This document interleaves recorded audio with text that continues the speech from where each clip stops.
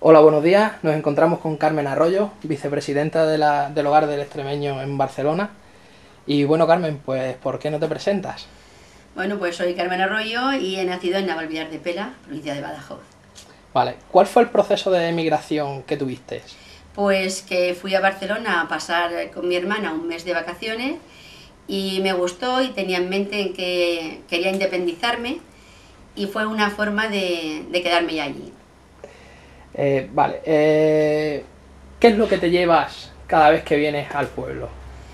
Pues me llevo la belleza del paisaje de Extremadura, mis raíces, mi cultura, la gente que es muy acogedora y muy sencilla y muy humana.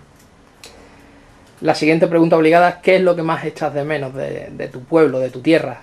Pues hecho todo a faltar su paisaje, su gente y la tranquilidad con que se vive.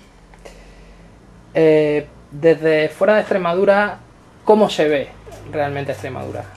Extremadura se ha visto en una época, pues lo que quizás los extremeños no hemos intentado hacer llegar allí a la ciudad, que es la tranquilidad, la cultura que tiene y toda su gente.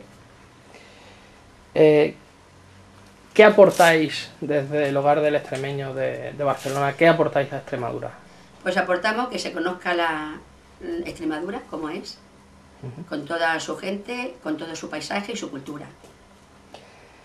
Bueno, pues para finalizar, ¿qué es o cuál es tu labor dentro del proyecto del Hogar del Extremeño de Barcelona?